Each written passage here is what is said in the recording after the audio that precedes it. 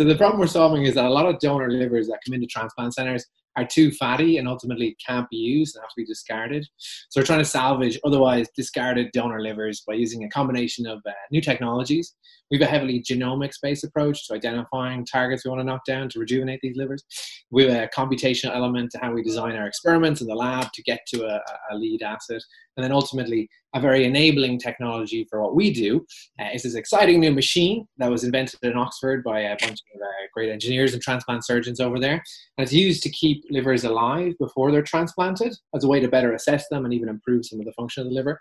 But we see that as a company as a really enabling technology for us to test out really promising therapies that we develop in the lab on discarded donor livers that can't be used for transplant anyway. So we hope to rejuvenate them and ultimately come up with a therapy. Although we initially focus on treating these donor livers and expanding the pool of available donor organs, our vision expands further beyond that into a disease called fatty liver disease, which affects 1 in 4 people. It's strongly correlated with a lot of cardiometabolic health.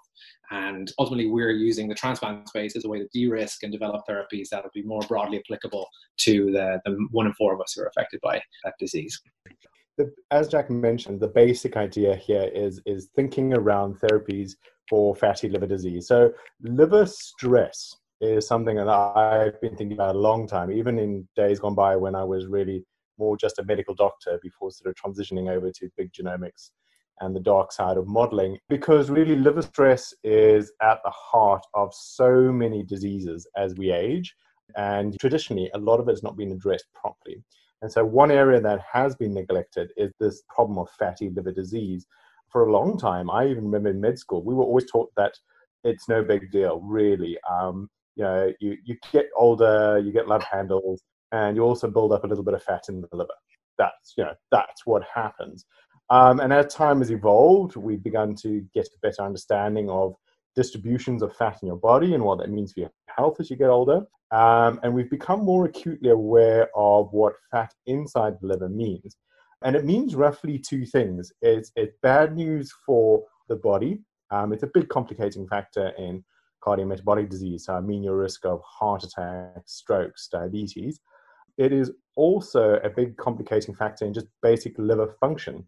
It slowly destroys the liver. And this is why now fatty liver diseases, and when I say fatty liver disease, I mean fatty liver disease due to middle-age obesity, right?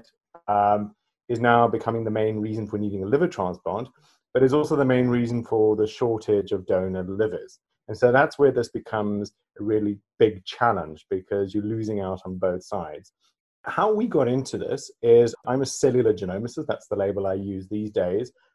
Which means I use genomic technologies to really study tissues. And so I was studying livers and fatty livers for a big pharmaceutical company in Oxford to try and discover new targets, to really understand the genetics of the disease, what we can modify and how we can go forward. And that's well and fine, but we hit the same wall that just about every other team that I am aware of is hitting. And that is, well, the science might be great, but we don't quite know how to translate it yet. We don't have any good models beyond in vitro. So the animal models are quite poorly predictive right now. And more importantly, I would argue, we don't have biomarkers. And while this is a problem for the market, because if you can't diagnose a disease or follow it up, what's the point of the therapy? But it's also important for clinical trials. If you don't have good biomarkers, you can't design good clinical trials. I would argue this is the main reason why we're seeing so much failure in the market right now. People who are trying to take this on are focusing on very late stage disease, which becomes too little, too late, followed for too short a period of time. And so the aha for us was, wow, these guys in Oxford have got this really smart machine. And this means we can look at discarded human fatty livers, because so many are being discarded in the transplant space. And this is our model. So we get around the modeling problem, lack of good animal models. But equally, this is a therapeutic opportunity because it's the same problem, but we're very focused on improving outcomes in the transplant space. We can design clinical trials for that. And then we can think about drug repurposing once things are in the market, rather than just hoping that miraculously over the next 5 years, some great biomarkers will emerge. So we're closing in on our year anniversary, I think, Quin. What are you buying me? Yeah. Yeah, on the what's happened since we took on Gold Track, the big one was, the big news for us was last week we closed our financing round. So we just closed our seed round, and are very excited about that. And it's allowed us to build a team. So we just made our first 3 hires who are starting on June 1st. So this week was a very chaotic week of getting things ready to get started. As hit the ground running when they get on board. And yeah, we're really building out the organization. I think that's been the big focus since starting Gold Track. In terms of COVID, really, what we have been thinking a lot about is long-term knock-on effects. And we think the long-term knock-on effects are possibly going to affect the ex vivo work the most. We are very heavily reliant on discarded fatty livers coming in through the NHS, as are a lot of other researchers. And with transplants effectively coming to a halt in most places in the UK during COVID, it's not clear to us yet exactly what those knock-on effects are going to be and how that's going to impact us. So we are thinking a little bit beyond in terms of Europe and the US, and at what point do we want to think about testing out some perfusion work elsewhere? Yeah, I think we did a lot of work up front around kind of contingency planning ahead of time, which was very fortunate as it turned out, and we were able to flex and as we needed to make things work. But yeah, I guess we did see a lot of getting a lot of inbounds for potential partners and people reaching out, and potentially more collaborations as a result of it. We've got a kind of clear 3-year vision of what we need to do to get before we get to Series A. That we raised a kind of a large seed round in order to give us the runway to get out as far as 2023 when we're envisioning our Series A happening. You know, there are 2-3 important changes happening in medicine in our lifetime now, all of which are feeding into our realizations around fatty liver. One is just being far more data-driven. We're generating a lot of data on human beings now. In many areas, particularly the liver, we're seeing a lot more in the last 10 years than we've seen in the last 50. And that's just the reality of new technologies and really generating a lot of data around things. I think also there's an increasing focus on diseases of aging, right? We know a lot of us no longer just think about individual buckets as diabetes or neurodegenerative disease. A lot of the principles underlying these are fundamental aging principles. And a lot of the principles behind fatty liver disease are also aging.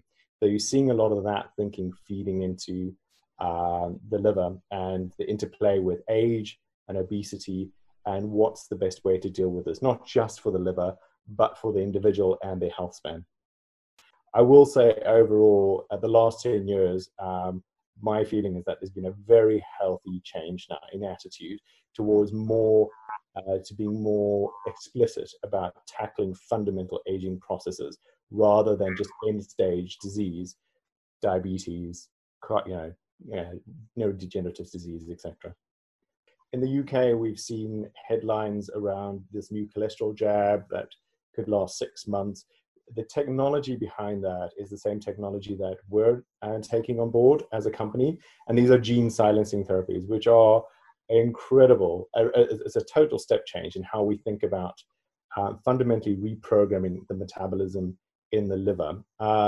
2 things that I really like about this approach are you can control how long the effect is, which has incredible advantages over small molecule therapies, as you can imagine.